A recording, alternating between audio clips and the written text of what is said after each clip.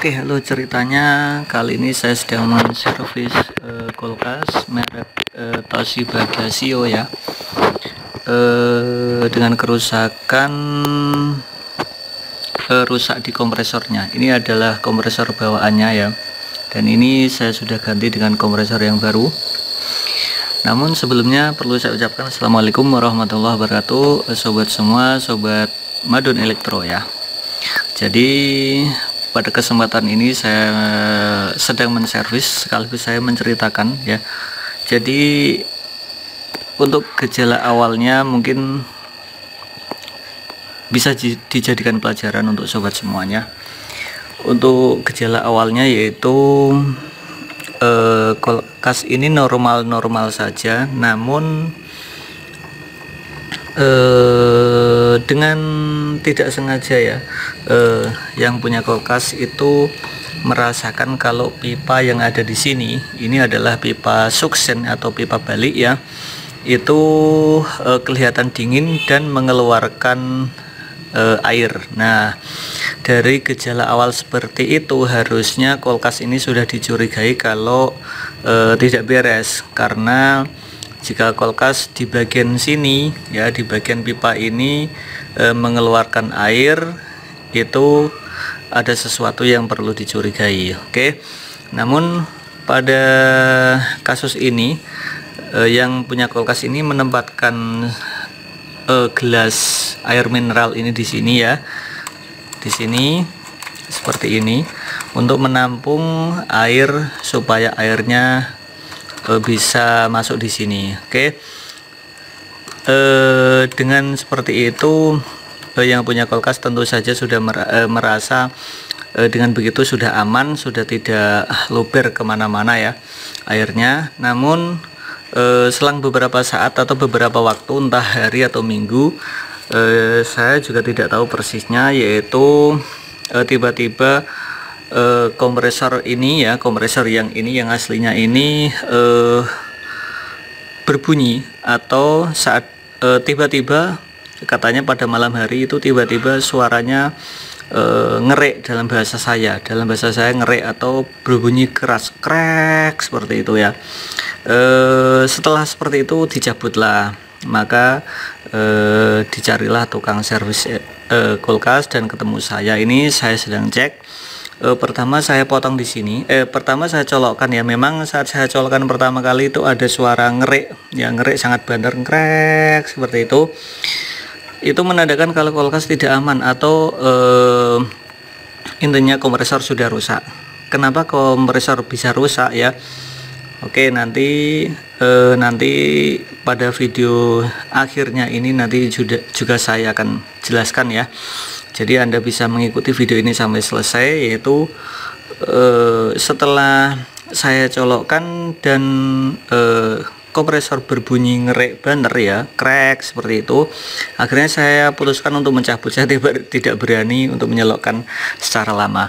Dan untuk kulkasnya ini mereknya Toshiba, yaitu Toshiba Casio ya, Toshiba Casio seperti ini. Dan untuk saat ini sudah proses pengisian freon ya, dan ini proses pengisian freon. Oke, lanjut ke pembahasan. Setelah itu saya potong ya, di bagian pipa yang mengarah ke kondensor ini saya potong. Aduh, panas ini, panas. Setelah saya potong ternyata freonnya masih banyak, ngososnya ya, freon yang keluar masih banyak, ngososnya buanter, seperti itu. Jadi saya menggunakan bahasa sederhana saja, bahasa keseharian saya ya, saya campur. Semoga saja teman-teman yang melihat video ini juga paham dengan maksud saya.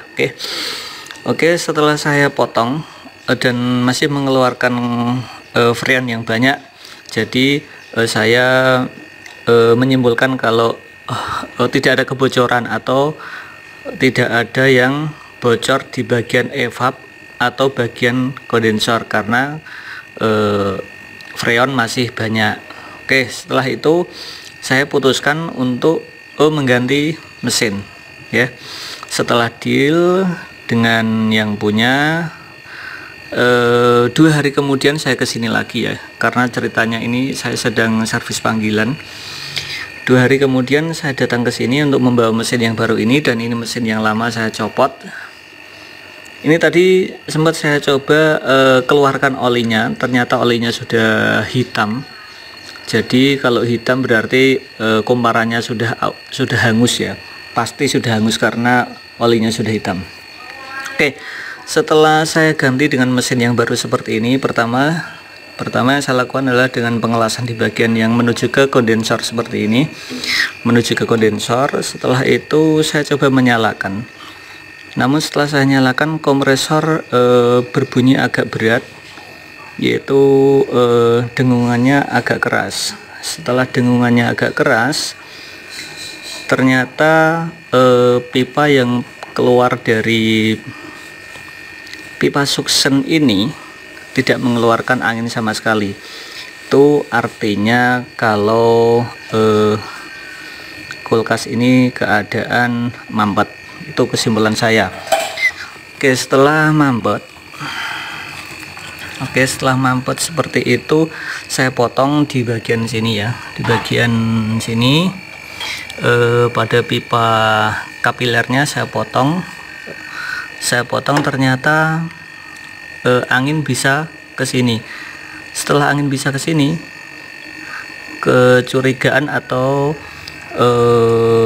masalah yang sebelumnya itu sudah kelihatan. Jadi perkiraan saya pertama sebelum tahu itu karena mungkin listriknya atau PLN naik turun yang mengakibatkan kompresor kebakar. Namun ternyata permasalahan yang utama adalah karena pipa kapiler ini yang buntu, mengalami kebuntuan yang mengakibatkan terlalu kerja kerasnya kompresor ini untuk memompa. Namun untuk kapiler sendiri tidak bisa dilewati freon. Akibatnya freon menumpuk ada di dalam kondensor dan filter di dalam sini.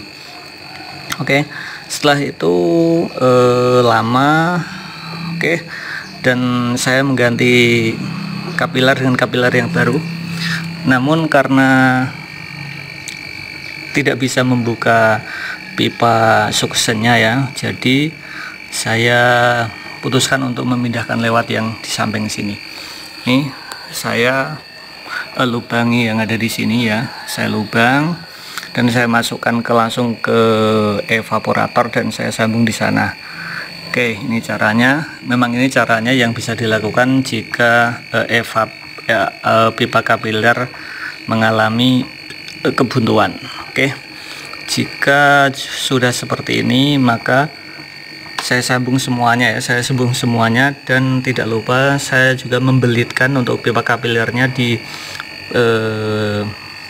pipa suction ini dengan tujuan supaya tidak terlalu banyak nanti air yang ada di sini, karena jika pipa suction yang dari sini menuju ke kondensor nanti tidak ada sama sekali yang mendekati pipa ini, itu artinya maka pipa ini nanti akan deras airnya walaupun freonnya pas ya, karena pipa ini mengeluarkan dingin dan pipa ini sendiri, untuk pipa kapiler sendiri mengeluarkan hangat ya.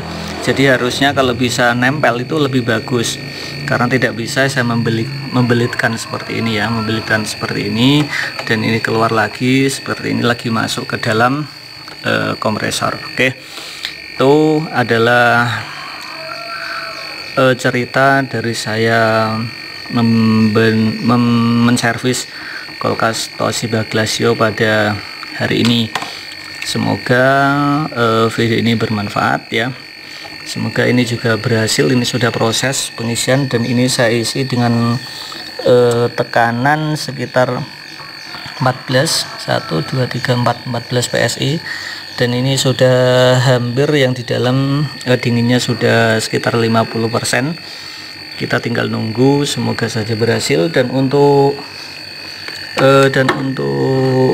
ampernya sebentar saya cek dulu ya. Ampernya ini ada berapa, karena yang satu memegang ini kamera jadi tidak bisa. Oke, untuk ampernya 064 ya. Oke, 063.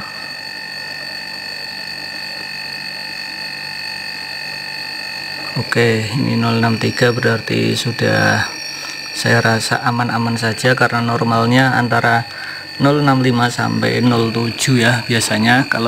Kalau untuk mesin ini sendiri, untuk bawaan Toshiba sendiri, ini keterangannya di sini arus pengenalnya 007. Yang di sini 000 berapa, 06. Dan ini sebenarnya punyanya apa tadi ya, punyanya si Canggih.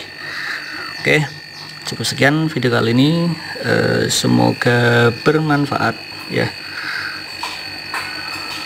Billahi taufik, hidayah. Wassalamualaikum warahmatullahi wabarakatuh.